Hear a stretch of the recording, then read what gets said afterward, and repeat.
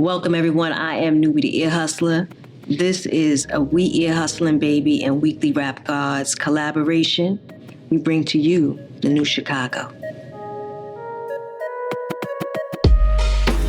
In the mid-1990s, gangster rap was at its peak, dominating urban neighborhoods from South Central LA to Chicago's South Side. As gangster rap declined almost a decade later, conscious rap rose in prominence, but behind the scenes, a new form of hip-hop was emerging. Chicago rapper Pac-Man put drill music on the map with his 2010 track, It's a Drill. Though this track didn't yet reflect the drill sound we know today, it marked the beginning of a significant shift. Drill wasn't just music. It was a reflection of life in Chicago's most challenging neighborhoods. In particular, Parkway Gardens, or O Block, in Chicago's Woodlawn neighborhood, became the epicenter of this gritty new genre. Early drill artists like Chief Keef, Lil Reese, Lil Durk, Fredo Santana, G Herbo, Lil Bibby, and King Louie were known for their raw and confrontational lyrics, often linked to local gang activity. Fast forward to Chicago's renaissance in hip-hop. This new wave of MCs represents a fresh, multifaceted approach. While they come from tough backgrounds, their music is a blend of gritty realism, nostalgic vibes, and sophisticated lyricism. The new Chicago movement is marked by diverse flows, clever punchlines, and conscious themes, all crafted into powerful artistic expression. So, Joelle, tell me a little bit about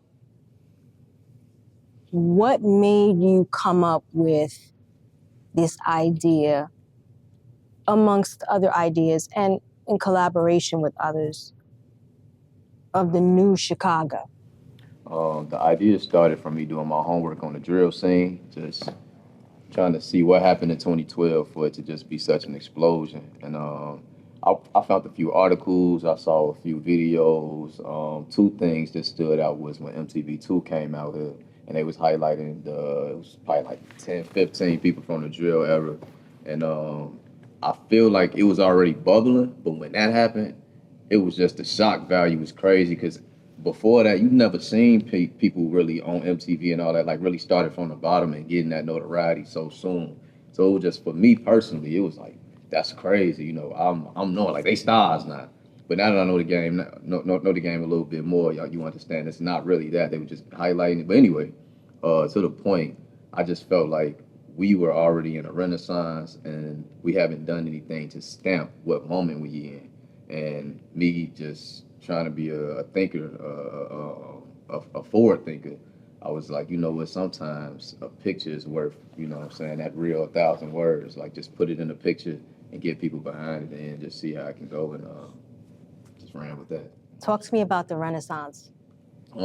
It's crazy because this is something that I saw coming like a good maybe 2 or 3 years ago. I can't even explain what happened. I just felt that the music scene was changing. Not even just Chicago, just all over. Especially when you see people with the, like, more higher ups or more established artists constantly saying the same thing. Like, man, everybody sound the same. The beat sound the same. The lyrics sound the same. The artists they look the same. So I'm just like, in due time, something has to change. You know, something has to go either forward or go backwards, but something has to change. But in Chicago, I feel like the drill era had its time. It had its peak. And with that, you know, the only thing that can happen from there is either the opposite, no matter what direction, but something else has to happen. So I feel like the ones who was working in between that time that may not have got any shine or notoriety during that moment, the window open now, you know, and we walked straight through it or flew through it or however we went through, right. We got through it. Right. So, I'm a firm believer in everything, you know, comes back around. Absolutely. That's from music to fashion to whatever. And so I can appreciate the fact that you even thought that far in advance to say, hey, our time is coming. Yeah. You've also talked about community. For sure. What is this going to do? How do you foster and build different types of relationships in the community as it pertains to the new Chicago?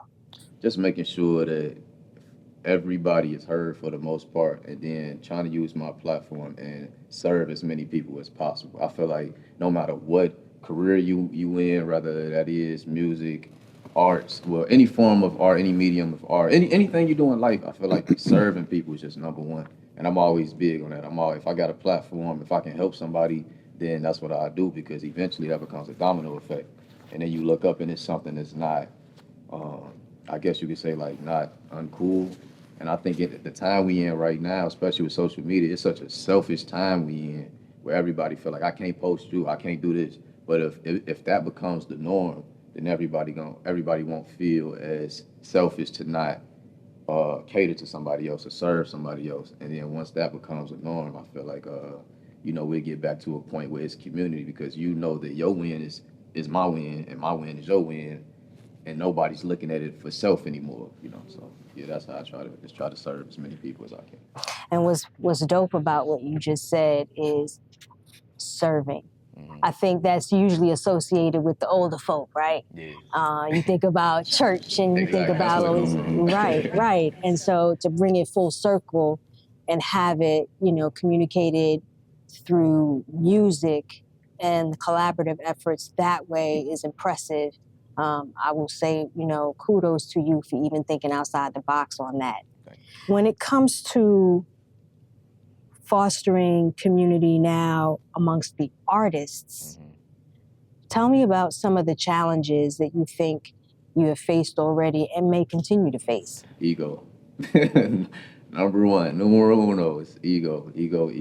Everybody, and I mean, don't get me wrong. Like I'm not away from that as well. I know I got an ego. I know I got my own pride as well. But I also have a vision.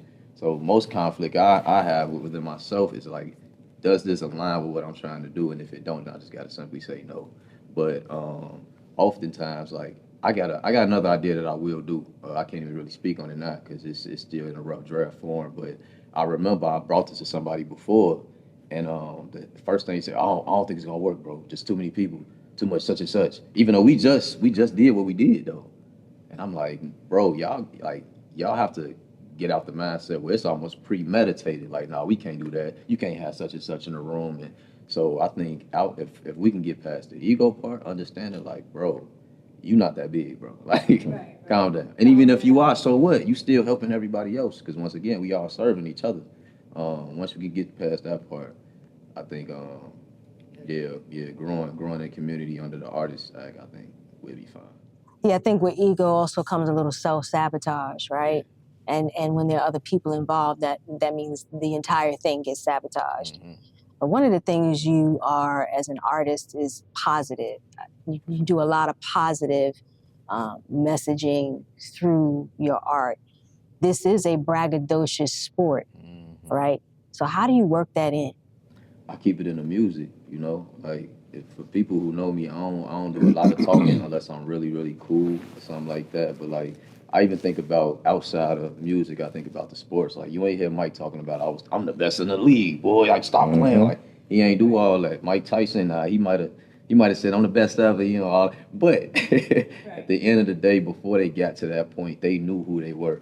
And when you know who you are, you ain't got to explain yourself. You just do what you're known to do at a high level. And that's what I just try to do. Like, nah, you don't have to hear me say it, but tap in though. You'll figure it out. So. Yeah. And with all of that being said, and even liken it to sports, practice. No, I'm sorry, I just got distracted for a second. I just got distracted a little bit. What do you want to leave in terms of legacy? I just want to make sure that somebody from my area did something against the norm and actually excelled in it, so I can allow others, including my daughter, if I have any other kids, to know that just dream high.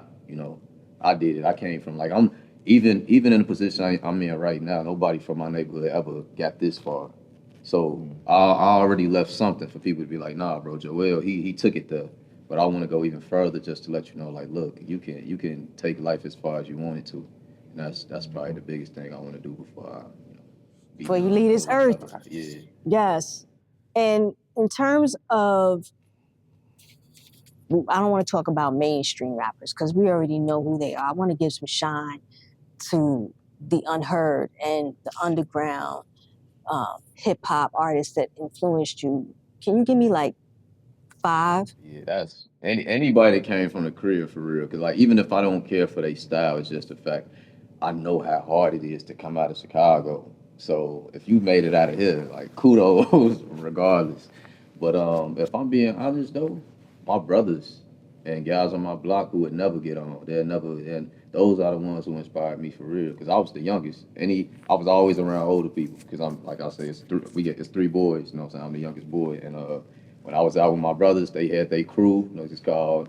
Nah, that don't even matter what it's called, but they had a group and they was rapping, and they had a few moments like they rapped on stage with I can't remember who it was if I'm being honest, but those are the ones who made me want to do it. And I'm seeing them 6, 7, 8 years old, like bro, I want to do that, and then I just took it to a point where they kind of fell back, like he the one.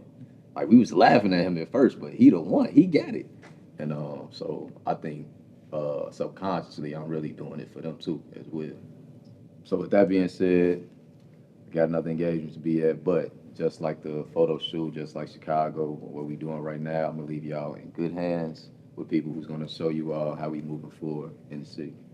The ultimate understanding that I want people to take away from this is that this is a discussion about the new Chicago and what that means in terms of kind of moving away from drill, giving the opportunity to other musicians, artists that are native to Chicago, an opportunity to shine in a different way. And we're going to really get into that part. But I did want to give, like I said, a little bit of background about drill. I think there's some misconceptions about where it started, even for myself. I was a little mixed up about it, but it definitely started here. And as I understand it, it started in an area called Woodlawn. And that was also known as Dro City.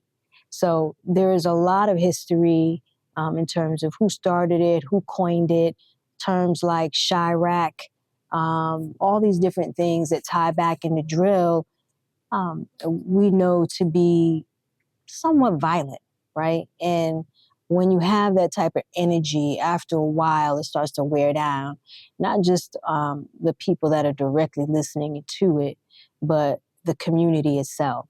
And I'm all for expression, but I also think that there's time for a little bit of change.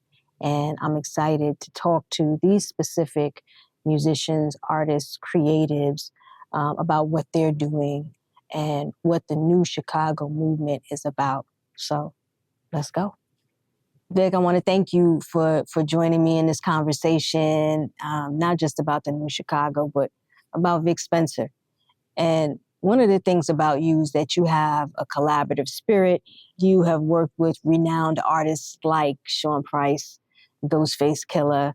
Talk to me about your insight as it pertains to collaborating and what makes you have such a collaborative spirit. I think it comes from just having a lot of people that's like not my family around me, like a real cult of people that, you know, like believed in me and loved me. And I kind of like took that and made something happen with my rap music. And, you know, it's like a link chain. When somebody help you, you always remember by helping somebody else. That's kind of like my forte, just giving back to, you know, the situation, the cause that people, you know, kind of instilled in me. It's like a link chain sort of vibes, you know what I'm saying? Yeah, I think that that's an excellent trait to have. You know, they always say that sometimes, a lot of times, your family is really your friends.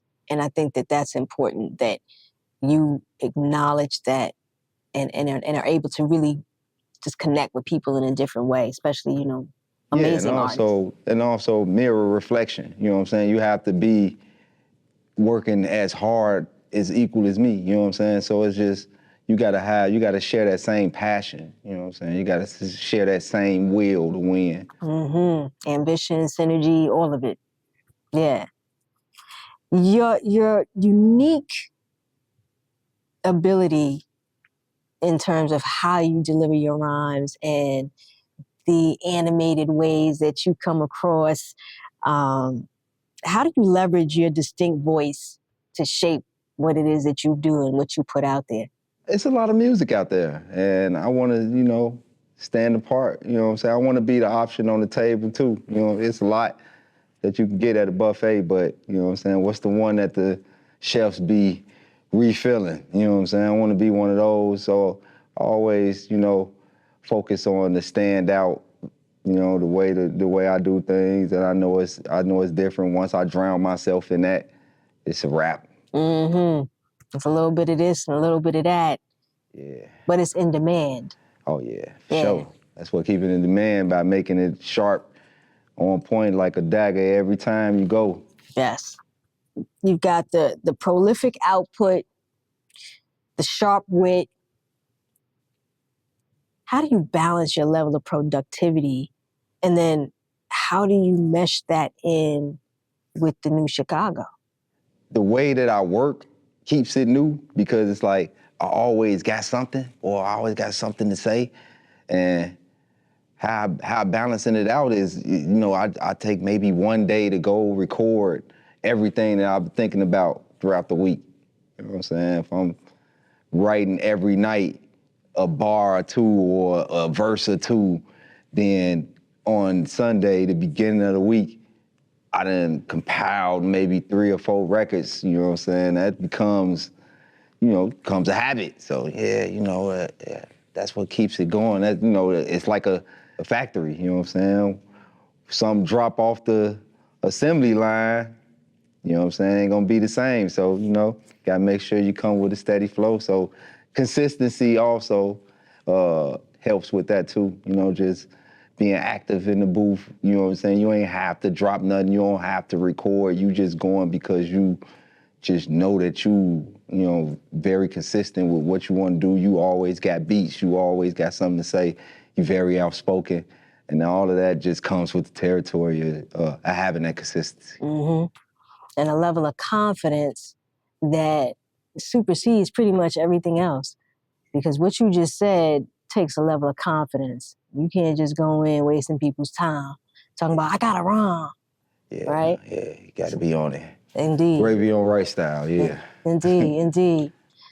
Now, I was lucky enough to be in North Carolina at the right time, and I got an opportunity to meet up with Philmore Greene. Tell me a little bit about Philmore Greene.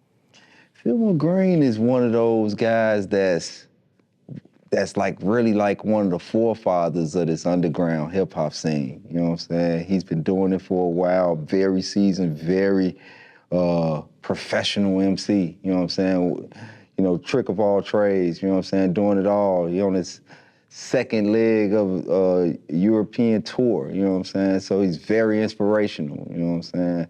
Just a guy that was, shied away for a while and then came back full force, you know what I'm saying? Very inspiring for other artists that, that kind of, gave up the mic and then came back, boom, you know what I'm saying? They can look at Philmore Greene as an example of that, you know what I'm saying? And coming back full force, one-man band, going crazy, you know what I'm saying? Proud of my brother, man, you know what I'm saying, for doing well and expanding his brand and expanding his music out to different ears and touching fans across that pond. It's nothing like that, you know what I'm saying? As an artist, every artist's dream is to go across that pond and slap hands with different cultures and different fans that's listening to the music that you created, that your friends and family love. These are complete strangers. Just to see that all across the country, it just hit different. It just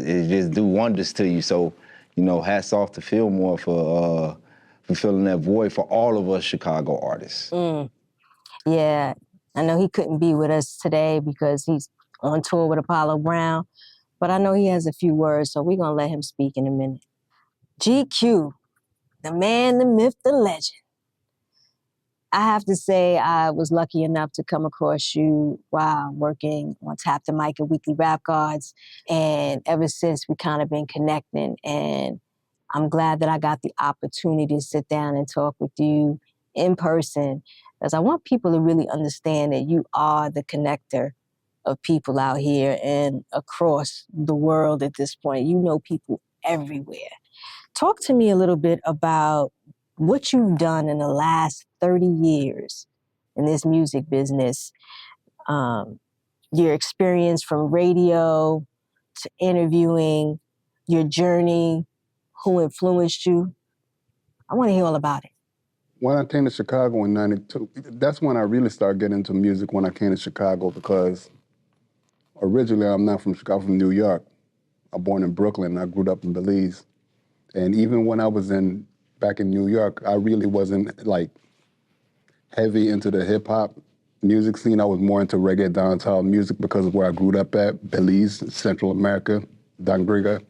And in Dangriga, they don't really play hip hop. They play mostly reggae music, like Shabba Ranks, Bob Marley, Steel Pulse, Yellow Man, Ninja Man, et cetera, et cetera. So I got into the hip hop scene actually when I came to Chicago in 92, and this guy named Duro, he used to throw these hip hop parties back in the day at this club called Lower Links. And it was through Duro that I was able to meet these different MCs like Ants 13 and Ill State Assassin. It used to be this group back in the days called 10 Trey, OCU, Organized Crime Unit, Spillane Sea Bunch with Tony Baines. I met the actor Wood Harris. When he wasn't even an actor, he was a strictly rapper back then. And this other actor named Freddie Rodriguez, he used to be in this group called Children of Reality. A lot of people probably seen him in the movie Dead President with Lorenz Tate. He played one of the robbers that helped Lorenz stuck up the bank. But that's when I got introduced to Chicago hip hop.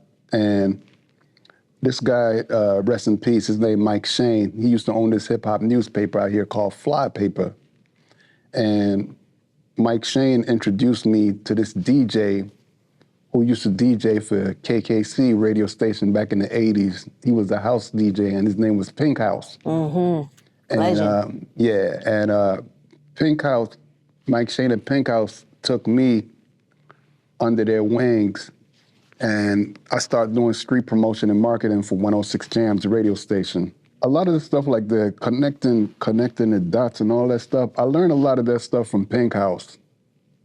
You know, well, actually, I want to say I learned that from Pink House first. And then, like, a few years later, I got introduced to this man who I never met, but I've been hearing his name, Clarence Avant. You know what I'm saying? And for those who don't know who Clarence Avant is, he connected everybody from the music scene to the politics to movies to everything, you know what I'm saying? And he was one of the people that also inspired me as far as, you know, connecting the dots behind the scenes. A lot of people don't know, like, you know, man, who's this dude that be doing all this stuff? You know, like he was a mystery. So I kind of learned that from both him and rest in peace Pink House. You are well respected in Chicago. Everyone that I have talked to, when I mention your name, it really rings bells. Like, I can say, yeah, GQ, but GQ's the man. GQ this, GQ that. I have to say that I am thoroughly impressed by that, because I think what happens is a lot of times the people who are the connectors get lost in conversation. And that's why I wanted to make sure that I talked to you and had you in on this panel, because it's important for people to really understand that there's an art to that. That's not an easy thing to do. It's very hard to be loved and liked by everybody. And I just want to say hats off to you, because what I heard about you and then finally got to know is 100% accurate. Great person. The saying is you walk quietly but carry a big stick. I would say all of that applies to you. The other thing I wanted to ask you about is your relationship with Vic Spencer as well as Brittany Carter, how that came about, you guys working together, meeting each other, and how that ties into the new Chicago. I've been knowing Vic Spencer longer than I've been knowing Brittany Carter. And, I used to, I used to rap on the CTA trains out here. That was my job. I used to rap on the CTA train like in the mid-90s, 95, 94. That was my other job, apart from the 106 Jam stuff.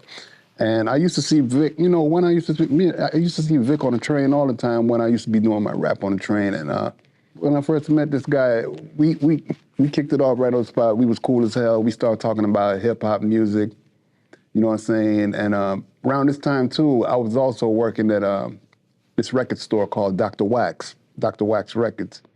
So me and him, we always talked about hip hop, like, yo, what's the latest stuff like that, blah, blah, blah. And then, you know, I remember we talked and I put him, I'm like, man, you need to check out this group, Little Brothers. And, you know what I'm saying, he checked them out and he was like, okay, G, you got me sold on this group. But what caught my attention on him is I heard him rhyme. And when I first heard him rhyme, I'm like, this dude, like I said, I got an ear for talent. I know talent when I hear it. And I was like, the first thing that came to my mind when I heard this dude was, he reminded me of Redman mixed with MF Doom mixed with Sean Price. That's a hell of a combo. Yeah, that's the first thing that came to my mind. And I told her, like, dude, I want to work with you, man. I want to connect. I want to send your music to certain people. So I send his music to a good friend of mine who you know as well, DJ Eclipse from Shade 45. And you know, Eclipse played a couple of his music as well, too.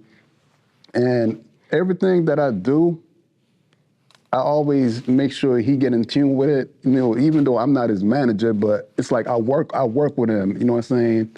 And one of my friends who I've been knowing for 30 plus years well too, he plugged in the music scene. His name Johnny Smalls. I remember telling Johnny Smalls, like, man, bruh, it would be dope if you could manage Vic. And Johnny Smalls was like, man, I don't know, man. It's like, man, you know, I got too much on my plate, man, GQ. It's like because it was only two people I was thinking of that I wanted to manage Vic, and it was my brother Ronadeb, who worked with 24/7 HH, and Johnny Small. I asked Ronadeb, but Ronadeb was like, he wasn't able to do it because he had other stuff he had to do. So I'm like, you know what, okay, let me reach out to Johnny Smalls, and, you know, the rest is history. The rest was history from there, you know what I'm saying? Now, Brittany, on the other hand, I didn't know about Brittany Carter. But one time I was at work, I used to work at this health food store called Bonasante. And one time I got a text from Chuck D from Public Enemy. And Chuck D was like, yo, GQ, I'm in Chicago, man. Like, man, if you ain't doing nothing, man, come through at the Metro, I got you. You know, Chuck D, I met Chuck D back in '94 through Pink House. You know, he introduced me to him. So I was like, yeah, I'm gonna come through and stuff like that. And then all the time, I was working with this young lady at the health food store, my friend right here, and she told me like, yeah, GQ, I'm into the music too, blah, blah, blah. I'm like, oh yeah, and we started naming off artists we like and stuff like that. But I'm like, okay, well, yeah, we you know, we cool, you know, we work together, we music heads and stuff like that. But what she didn't tell me, Freddie Old Soul, was like, I know how to rap. So I'm at the Metro. There's this club called the Metro. And me and my friend went up there, this comedian named Damon Williams. It was 5 women MCs on there. And it was Brittany, Freddie Old Soul, Jay Bambi, and I forgot who the other 2 was. And I heard Brittany Carter and Freddie Old Soul, and my mouth was like, like, what the fuck? I'm like, when I first heard Brittany, I'm like, she reminded me of Bahamadia mixed with Kendrick Lamar. Then when I saw Freddie rap, I'm like, wait, that's Freddie, man. Wait, hold on. I tell Damon, like, me and her work at the health food store. And that's when I walked up to you. I was like, man, why you ain't telling me you know how to rap? You know what I'm saying? So I hit Brittany in the DM because, you know, I saw Pete Rock reposted one of Brittany Carter's the video where she was rhyming over Dilla stuff. And that caught my attention. So when I saw that, I hit Brittany in the DM and I told her who I was and who I used to work with. And then, you know, she wasn't familiar with me, so she brought my name up to her father. And her father was like, GQ, that's my man. She like, damn, how the hell you know GQ? I'm like, man, I used to see him on the train. I used to give him a couple of dollars. He like, no, you need to work with him. You know what I'm saying? So that's how me and Brittany built our relationship. And, you know, I connected her with a friend of mine's worked with HBO Max. She connected her with this producer named Daniel Crawford. And that's how that whole Young Love animation came about, from me connecting. And that's what I'm talking about. This is where, you know, I think people underestimate you, and you're unassuming, and that's okay. That's all right.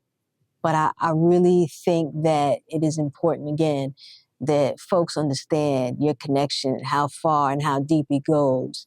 And I want to find out more, and we'll get into it, but part of the end of this question for me is, you know, how do you see this working? Not just this, I'll say the situation and the folks, Vic, Freddie, IAMGAWD, and I know there's a host of other people that are involved in this music, in this movement, if you will. How do you see that tying in to the new Chicago? Because from my point of view, and I'm the outsider looking in, I see a bridging of the gaps between right. And that's what I've been trying to do for the longest. Try to bridge the gap between the people from my era, era, because I got to include you in this too, bro, because you almost getting up there with me. You know what I'm saying? People in era and the people like the Golden Childs, the Monty Jordan, the Heavy Crowns, the Freddie Old Soul, the Dialectra, I want to see, what I'm trying to do is I'm trying to unite both eras together. You know, excuse my French, fuck all the egos and the, you know what I'm saying, all that stuff. I just want to see us unite together, and that's what I'm trying to do. And I've been trying to do this for the longest, and it's this one guy that I've been talking to. He been preaching this like over and over and over. It's a good friend of mine. His name Thought Poet. Thought Poet used to work with Shrewd. With Ronald, he used to work with Shrewd and Ronald, but Thought Poet been telling me this for the longest, like, man, bruh, what you doing? I'm trying to do that as well. And I'm like, let's work together and make it happen. So I love it. I want to, I want to give props to Joel Q for doing that with that New Chicago, you know what I'm saying? I want to give him props on that. I also want to give props to Purple Box and Water for doing that Renaissance stuff, bridging the gap with all the people from our era, my era, and a lot of the newer artists together, you know what I'm saying? And really, for me, it's about unity.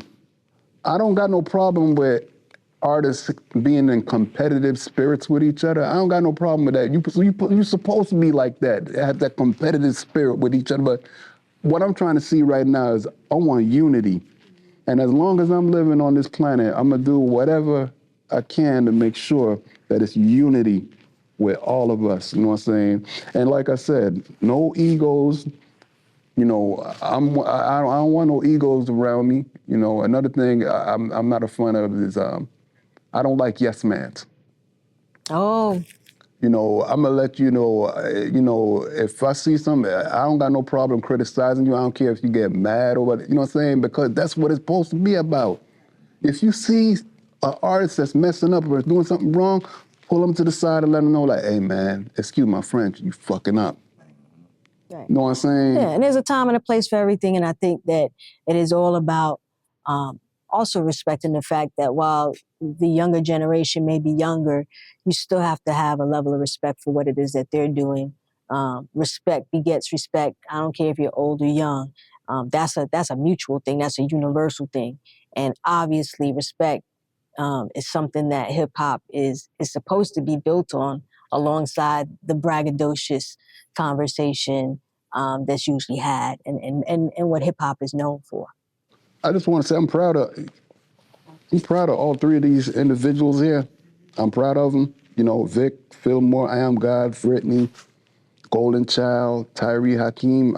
You know, I just love the way right now the way Chicago hip hop underground is moving. I love that. And you know, another person I want to give props out to. I had talked to him like a couple of months ago before this whole wave kicked off. It's this guy named, I want to give him props, man. It's this guy named Andrew Barber from Fake Shore. He got this blog called Fake Shore Drive. And I had talked to him, And I told him, like, man, you know, you need to tap in with what's going on in the underground scene. He was like, you know, I don't do the blog stuff no more. I'm like, yeah, I understand that, but I need you to tap in with the Freddie Old Souls and the Jew Jillas and the Heavy Crowns and the IAMGAWDs and all that, you know what I'm saying? And lately, he been on top of his, he been standing on top of it. He been playing a lot of his stuff on his platform because, you know, Andrew Barber, he got a huge platform, you know what I'm saying? That Fake Short Drive. So he been playing everybody from Joel Q to Brittany Carter to Monty Jordan to Vic to Rico Shida, you know what I'm saying? So we need more stuff like that. You know what I'm saying? You know, and get rid of all the gatekeepers and all that shit, you know what I'm saying? So Yeah, that's it. I'm with that, and I'm glad that you're reaching out and bringing others along to the party, right? Because they're gonna want to be a part of this. This movement is going to represent something totally different, and I think every generation there is some sort of renaissance. But I think this is going to be a little special. Freddie, you started out as a poet, and you know one of the things that I can appreciate that about poetry is that it is such an amazing way to express without not necessarily having to be in front of a camera, kind of getting into your own head and your thoughts and really getting it out. What was that journey like when you first decided that, you know what, I'm gonna do this? Yeah, it's interesting because poetry, it chose me. And every situation that I found myself in my younger life as like a kid, it always opened up the door to expressing myself with words. So like even in third grade, like, and you know how you always have a teacher that can change your life. I had a teacher that was like, I want you to be in charge of the writing table. And it's like, the writing table, okay, you know? The door was always open for me. And this one specific door was open. In high school, I went to Morgan Park. I'm from the Hunnits. I'm from the other side of the tracks where the houses ain't as nice as the ones on the other side. But I was on my way to my locker and this door was open. And I didn't know what was happening in that door. I didn't know what was going on, but it almost felt like it was a light beaming. I ain't even joking. Like, it was literally like a light beaming from the window, shining out of the door. And I'm like, I'm finna just walk in here. And I walked in there, and it just so happened to be the tryouts to be a part of the poetry team that will go to be in competition as Morgan Park for LTAB. And if you know anything about LTAB, it was a major movement in Chicago poetry where schools went against one another and performed poetry. LTAB also stands for Louder Than a Bomb. It was created by Kevin Koval. And he went on to create YCA. So I always was a part of this community. It just like gravitated towards me, and it just, I submerged myself in it. So before you know it, I'm doing LTAB, I'm getting 10s across the board. I'm starting riots in my school with words. I'm winning talent shows. And I'm locking myself in my room. I'm completely submerged in my room where I'm surrounded by poverty and none of it matters. The paint on my walls chipping don't matter. The mice don't matter. The overfilled household, the yelling, the screaming, none of it mattered. And I was just like completely submerged in myself. And I was like, I think that I'm doing something. Like, what is this, you know? And I guess the more you feed something inside of you, the more God brings. You know, you gravitate towards it. It comes to you even more. So before you know it, every Wednesday after school, I'm going to open mic downtown at the Harold Washington Library. And before you know it, Brother Mike is like my mentor. And I'm around Chance the Rapper. I'm around No Name. I'm around all of these, Vic Spencer. I'm around like all of these people, and they freestyling, they ciphering in the rain, like.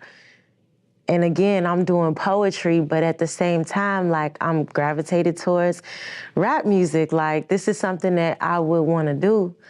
I was heavy into Def Jam poetry. So Sonny Patterson, Stacey Ann Chin, they changed my life. Especially Stacey Ann Chin, like reading her book about her life. It just made me into the person that I was. And before you know it, sophomore year in high school, again, God is setting all of this up. It started off with me being in music class and they saying, okay, we want y'all to write a song and come back tomorrow and perform it. So that was my first time writing a song. I wrote the song, I came back to school the next day, and I performed it in front of everybody, and even my teacher, everybody's mouth was like completely open, like, oh my God, like, what is this? Like, this is amazing. And from there, I fell in love with rap music. Third period lunch was like, I'm telling you, God puts things together the way it's supposed to, because third period lunch, for some reason, every rapper in that school, if you was a rapper, you had third period lunch. Like, and I mean it, like every single rapper in Morgan Park High School was in third period lunch. And we would be freestyling, rapping, beatboxing. I would be banging on the tables until my hands were swollen. So I come from that. I come from K-Love, who is a fellow Aquarius like me, who was the first woman that told me that I was a queen. And it all just turned me into this raw-ass musician. And at first I thought I just wanted to hypersexualize myself. I thought I wanted to talk about what everybody was interested in at the time, which was sex, even though I didn't really know much about it, But then one time somebody gave me a beat that was like super boom bap. And I was like, I think God want me to express myself for real. Like, I'm finna just say how I feel and see what happens. And the song was called Keep It Real. And I just never turned back from that moment. I know what it's like to authentically express myself. And I know what it's like to bring people together and change people's minds with just how you feel about yourself. The power in that is beautiful. So at some point, like, I just couldn't let it go. And though I'm always a poet in my heart, I love how clever it is for me to be able to say everything without saying much. I think it's beautiful to capture moments and tell my story through rhythm and rhyme. What's crazy is, as you're talking, first of all, your voice is special. I can hear you doing poetry, and I've never seen you do poetry. The other crazy thing is I had the opportunity to interview the legendary Black Ice. And when I tell you that that was probably one of the most amazing, emotionally charged, draining interviews, both of us were in tears during that interview. So when you say deaf poetry, that's near and dear to my heart. And of course, the women of deaf poetry. So to hear you say that and talk about it is so dope. And I know that a lot of these artists came, quite some time before you. And the fact that you had the wherewithal to kind of reach in and say, hey, this is what I like, this is how they move me, is amazing. I want to know how you feel about, and you talked a little bit about, hypersexualization, but how you feel about your contributions now and in the future as it pertains to the new Chicago? I feel like I'm one of them ones. No, that's right. I feel like if there was a museum for this specific time, this Chicago Renaissance, I would definitely have a space in there for inspiring people to create music, inspiring people to be bold enough to speak their truth, regardless of how ridiculous or crazy it might sound. I'm known to be one of those MCs where when I open my mouth, it makes you want to be quiet. That is just who I've always been, unapologetically. And I found my space with, because see, the thing is, I don't like to be labeled and I don't like to be put in a box. So I never really wanted to be a conscious rapper. And I also never really wanted to be like, like a Trina or a Lil' Kim, Megan Thee Stallion. I like to blend both of those things. I like to blend what it is that I know and the things that I'm learning because I'm a very self-aware person, but I'm also from the hood. And so being real with myself, being realistic and merging those two worlds together, that's my thing. And that's what I bring to the Chicago Renaissance and this new hip hop. Also, when it comes to the new Chicago, like there are people here that's a part of this era of music that bring out parts of me that I didn't even know that I needed to express. And it's molding me and allowing me to be the best version of myself. For instance, Stepchild, who is my DJ and my producer. Whenever you see me on stage, you see him. I feel we specifically bring an energy to the new era of Chicago that make people be like, man, I want a connection like that.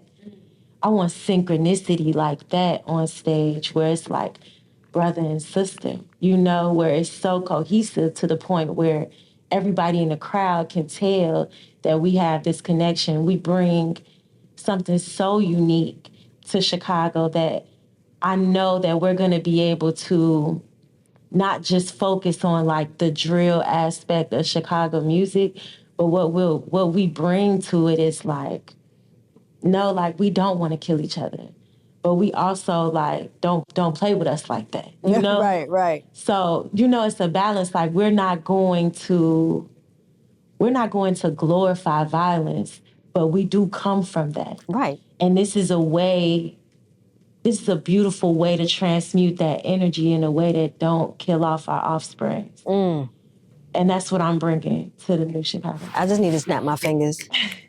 Because that was just like poetry in motion. That answer made me want to snap my fingers and put my beanie on, okay? That's what I'm talking about.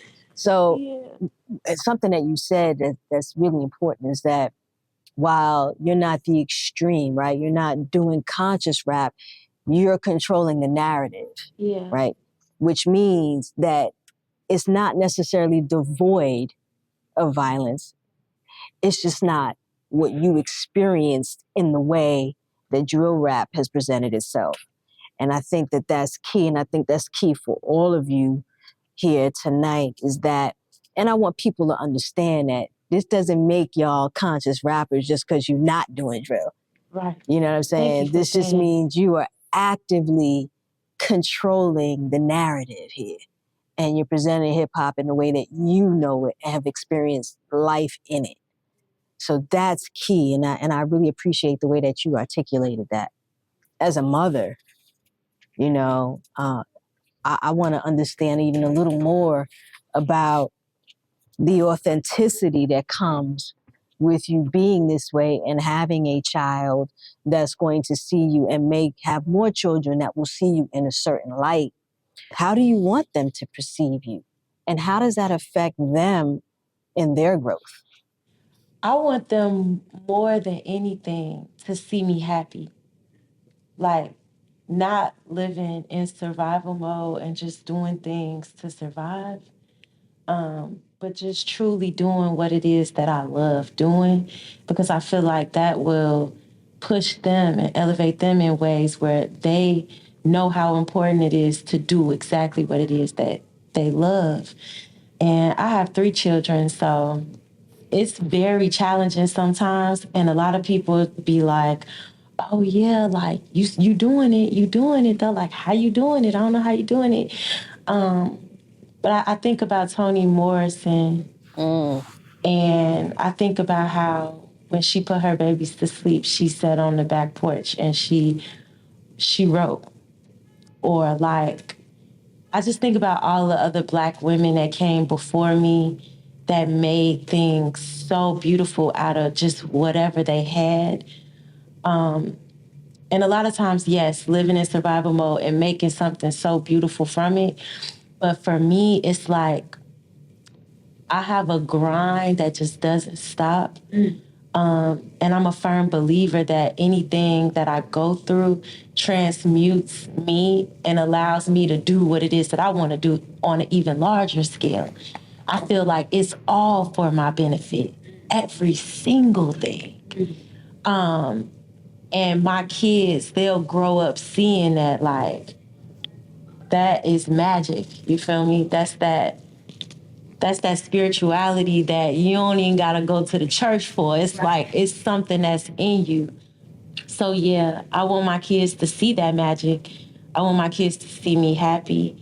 And I know that that's gonna allow them to do the things that they wanna do. And isn't it beautiful for you as a parent? I know y'all parents, y'all understand, like, it's something beautiful about doing what you gotta do so that they don't gotta go through what you had to go through. And I could say I'm doing a good job at that. I love that. I think that, you know, overcoming adversity, going through adversity and still being productive, right? Not everybody's built the same. You know, I'm going to say that there takes a special kind of person to really be able to get through that while raising children, while setting the example. And nobody's perfect. But I will say that I have to commend that because we come from major cities and our minds and our bodies are 99.9% of the time in fight or flight mode. And you got to figure out the balance. So I respect the hell out of that. And I'm glad that you are sharing that and being transparent about it. Now, when we start talking about connecting with, and I don't like the term fans. I don't particularly care for the term followers. I do like tribe. And so when you're connecting with the people in your tribe, what is it that you want to get across to them? When they see me, it's, if she can do it, I know I can do it. And I know, like, everybody don't know too much about, like, astrology or whatever. I'm an Aquarius. Saturn is a hard-working planet. And you might look around and see people, like, easily obtaining things without having to do much work. I'm one of those people where I'm transmuting a lot of things from my past and a lot of things from my ancestry in a way that makes it easier for the people that come after me. So that's a lot on me. And I feel like my tribe, they relate to that. Like, they understand that, like, this is not doing what you truly love to do and having the audacity to do it, whether you're happy, sad, in pain, angry, like all those different array of emotions. My tribe, like, they just know, like, Freddie gonna find a way to, like, recreate and make something so beautiful. So it's like, I know that I can do it. I know that I can, like, push forward, especially seeing her doing this, you know?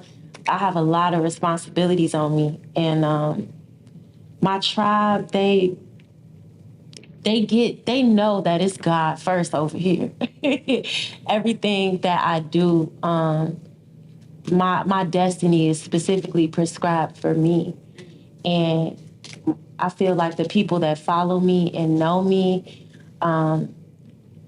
they should understand that it's so many different walks of life, and you can choose whatever you feel is specifically for you.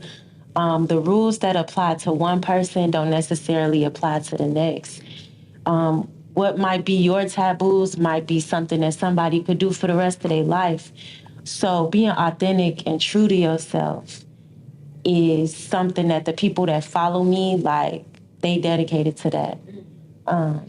And I'm thankful to be able to build that kind of tribe where it's really all about elevation. Like, when I wake up in the morning, my goal is to become the best version of myself. And like you said, nobody is perfect, but it's just that I know that my life's purpose is rooted in being the best that I could possibly be. So I love how I inspire other people to do the same. It's your girl, Freddie Old Soul. You heard everything you needed to hear from me. Now I'm about to introduce IAMGAWD. Peace. Yo, it's Vic Spencer. I laid my hands on the interview, and now I'm about to pass that energy on to my peers. I am God. Nope, what down with it. First of all, now I want to say thank you again. You and I have chatted before, and this one's a little different, a little special, because we are talking about this Renaissance, the new Chicago. One of the things that I will say about you and your music is that your work emphasizes no compromise. That is no compromise in terms of your personal integrity, your artistic integrity. How do you intend to maintain that in this new Chicago? I think that's relatively easy. You know, the approach don't change. It's just, I always wanted to be a part of something bigger than myself, you know, and this is the perfect opportunity, you know what I'm saying, to do so.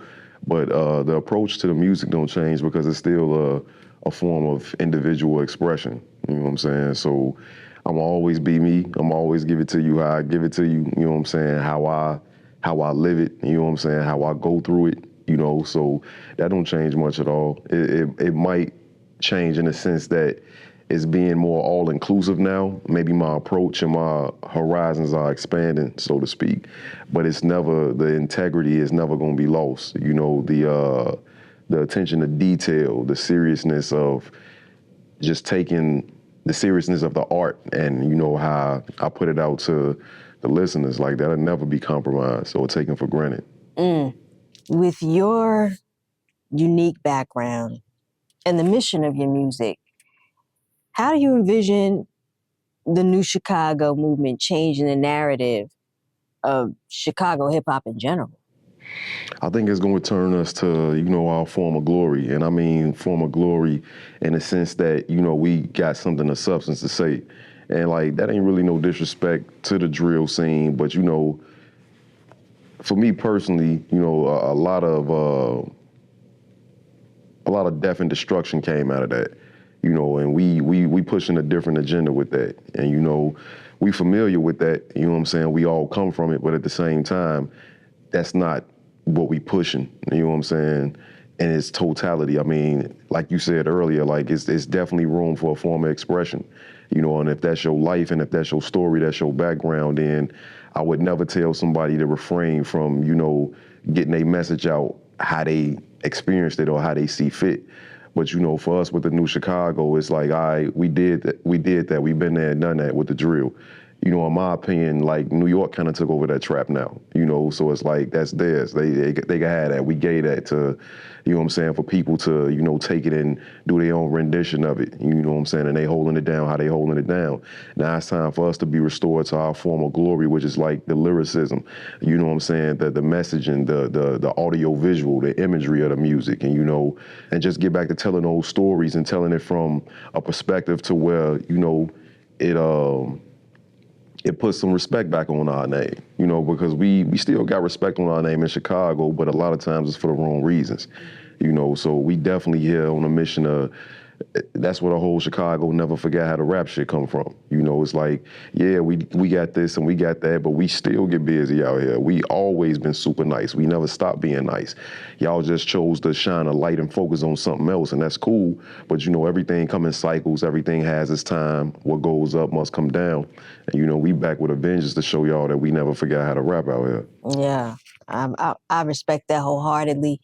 And I respect the fact that you're able to kind of not just focus the lens on the negative and refocus it on how things can change if you really want them to change. So I really appreciate that vantage, that view. I think it gives it a totally different perspective. Your mom played a significant role in you being exposed early on to musical education. How does that personal history shape your approach to wanting to maybe now even lead or mentor, you know, a whole different, I'm going to say, group of people into this new era? How do you utilize it, or how can you utilize that? It's definitely more so leading by example. And just letting, as my man Smalls would always say, letting the work show, and just basically, you know what I'm saying, putting so much effort and attention to detail into the work that you can't help but to notice it. You can't help but to see and notice that they really serious about what they doing over there. You know what I'm saying? They not just doing this to be here today and forgotten tomorrow. You know what I'm saying? They really on a mission. You know what I'm saying? They really trying to make a statement. So for me personally, it's definitely more so leading by example. And it's just showing you that you can stick to your guns and you can do what you want to do genuinely and what you're passionate about, and you don't have to follow the norm or the status quo, or you don't have to be a carbon copy of the last thing that was successful, because that person's success may not look the same for you. And everybody's version of success is different. You know what I'm saying? Success is not identical from one to the next. You might want what that person has, but your journey to get there, more than likely, is not going to be the same. You know, so don't just be so quick to just focus everything on the outcome. And you know what I'm saying? And what you see is always a story and a journey that came behind that. So, you know, live your journey, enjoy your journey, do what it is you feel like doing. You know what I'm saying? And if it is influenced by something or somebody else, which we all are, just strive and do your absolute best to make it your own. You know what I'm saying? But yeah, for me, it's always just leading by example and continuing to put out the best absolute art I could put out anytime I choose to put something out. Yes, I agree with that. I was going to ask you if you had any advice for any aspiring artists, but you just actually answered that question. And I think that, you know, that advice goes for young and old. For anything that you're going to step into with, you know, 10 toes down, you know, it's important to understand the steps that need to be taken. And your journey is not someone else's journey, and vice versa. So I appreciate you sharing that. In terms of the new Chicago, I know that there are a lot of people that are involved in this movement. Where do you see it? Where do you see it heading? I feel like we could take this thing as far as we want to take it. And with that being said, worldwide, I mean, we already have Philmore Greene, who on the second leg of his European tour right now with Apollo Brown, Cost of Living. Shout out to bro Philly International now, no gambling huff. You know what I'm saying? But Vic Spencer, you know what I'm saying? He was overseas, you know what I'm saying? He did his thing. Heavy Crown, shout out to bro. Freddie Old Soul, who was just here. Like, they've been overseas and did their thing. So this is just not, you know, intended for the Midwest or for this region or that region. We trying to take this past the moon and the stars, you know, wherever wherever we land is wherever we land. But lyricism is being paid attention to again, and with Chicago having, I'm gonna say it, like the best lyricist, you know what I'm saying, in my opinion, I definitely feel like we need our real estate in that, you know what I'm saying, when it comes to that mission. We need our place in that, because I was just talking to the bros, Rufus Sims and Jujilla, another two prominent Chicago MCs, you know what I'm saying? And we pioneers, not in the sense that we creating anything brand new, because shout out, one thing I do want to say about the new Chicago is not to say anything that came before us is old and outdated. It's never to say that. Like, I still listen to Twista, Psychodrama, Tifa, Shauna, you know what I'm saying? Like, Do Or Die. I still listen to all that. Traxter just collabed with Traxter last year, you know what I'm saying? So it's like, it's not to discredit or disrespect anything that came before us. That's the foundation. It's always it's just about building upon what they laid down for us. Because my whole thing is leaving things in better shape than what you found it, so if it's my time right now, if I'm one of the ones that you up the bat right now, I'm gonna do my thing and I'm gonna do it to the best of my ability. So, when people who unfamiliar with this side of Chicago, who might only know us for the drill, when they look and see, they might not be on Common or Twist or Lupe or Bump J or whoever the case may be, they might not be aware of them, but they could look at us and they could see like, oh man, they do this too. And back to what I was saying, like we pioneering right now, you know what I'm saying? Because this is important to me, because we building this from the ground up. Like, we ain't got nobody coming in here handing us no bag, handing us really too much of nothing, you know what I'm saying? Shout out to you for being here, especially not even being from the crib. But it's just like, we building this brick by brick from the foundation up. And I'm proud to be a part of this. Like, this is something that I have, you know what I'm saying, that I'm invested in, that I have ownership in. And and I would even say it started before me, you know what I'm saying? Brothers like AM Early Morning, he been putting on shows and bringing other artists out, you know what I'm saying, and putting on artists from the crib and letting them rock. And then we had Water with the Renaissance of the Culture, you know what I'm saying? Water and Purple Box collabed on that. And then, with Purple Box, the 1 year anniversary, that show. And then Joel Q kind of like stamped it with the name, you know what I'm saying, and gave it an identity as the new Chicago, but it's been these, I don't want to say little, but it's been these particular instances that's all culminated into what we have today. And it's only gonna get better. Even me doing my little part with the recently released Bloodstained Suede 2 remix, to where, you know what I'm saying, like, I'm getting together some of the best in the city, you know what I'm saying, and just 8 minutes of just like bars and going crazy, you know what I'm saying? So we all doing our part to make sure, that this thing grows and we can take it as far as we can, but we definitely pioneering something right now. But yeah, like, even coming, you know what I'm saying, like, ushering in what we doing with the new Chicago is like my name said all, like, I am getting ahead without devolving, like, I am God. Like, that came about not to be blasphemous, like, we all God, you know what I'm saying? We all got some divinity within us. It's up to you to tap into that divinity and put it to use, you know what I'm saying? So it's kind of like, that's a perfect, you know what I'm saying, symbolism for what we doing with the new Chicago, because it's all about elevation, you know what I'm saying? We not going backwards, we not devolving, you know what I'm saying? And with this evolving, evolving just means to adapt, you know what I'm saying, to basically adapt to the current surroundings and circumstances. It don't necessarily mean to get worse or to get better, but we getting better, you know what I'm saying, like, specifically. I mean, this new Chicago shit, we taking it as far as we possibly can, so to a computer screen, a phone screen, to you know what I'm saying, everywhere. Inspired by Nipsey Hussle's words, "No, he is a genius, he just can't claim it, because they left him no platforms to explain it." The New Chicago movement seeks to provide resources and platforms to showcase the true potential of its artists. The movement goes beyond mere artistic endeavors. It fosters quality and community. It's inclusive, welcoming all dedicated artists from Chicago, aiming to advance hip-hop with skill and integrity. By promoting unity and collaboration, the movement demonstrates that when Chicago's artists come together, they become an unstoppable force. The New Chicago movement is not just a trend, but it's a mindset, showing that collective strength and vision can redefine the city's hip-hop landscape.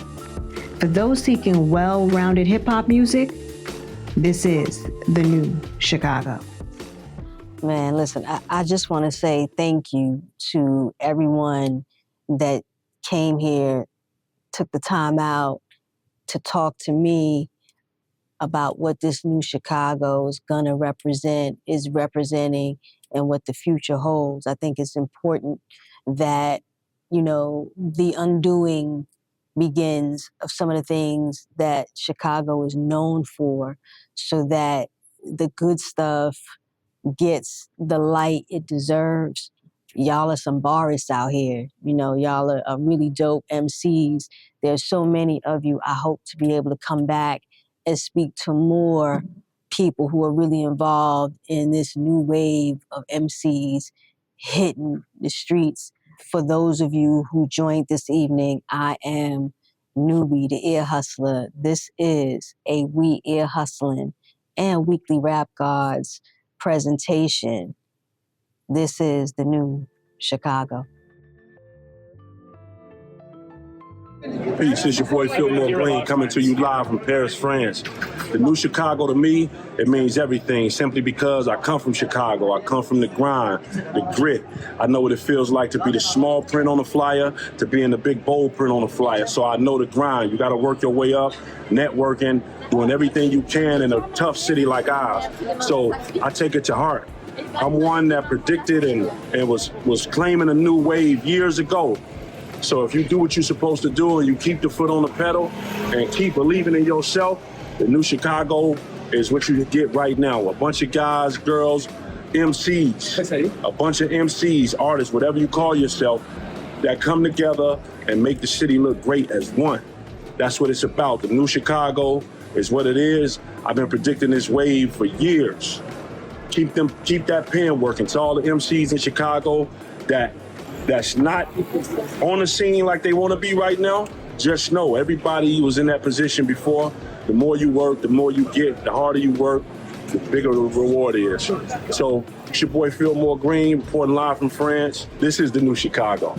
Salute. Yo, this Joel Q, aka The Champion. Yo, it's Vic Spencer. Yo, it's your girl, Freddie Old Soul. You don't know, you should know. IAMGAWD. Yo, this GQ Tha Teacha. And I am the new Chicago. And this is the new Chicago. And I am the new Chicago. And I am the new Chicago. This is the new Chicago.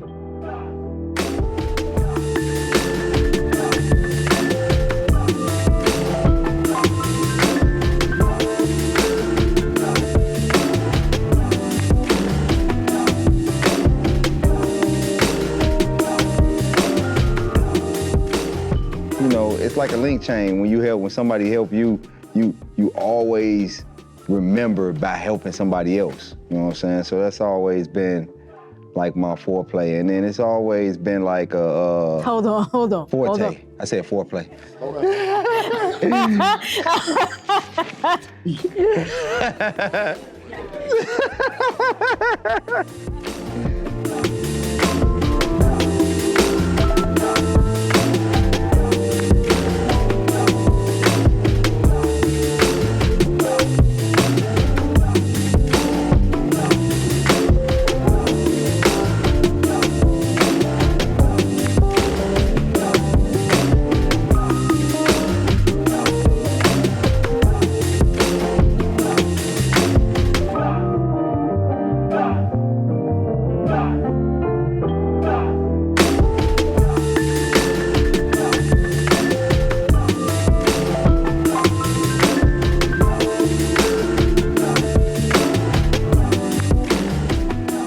Baby, I like it raw.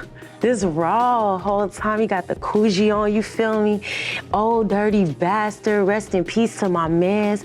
Then you got Janet Jackson over here. She looking all good and stuff, you feel me? This low-key belong in my hallway. This is some nice work.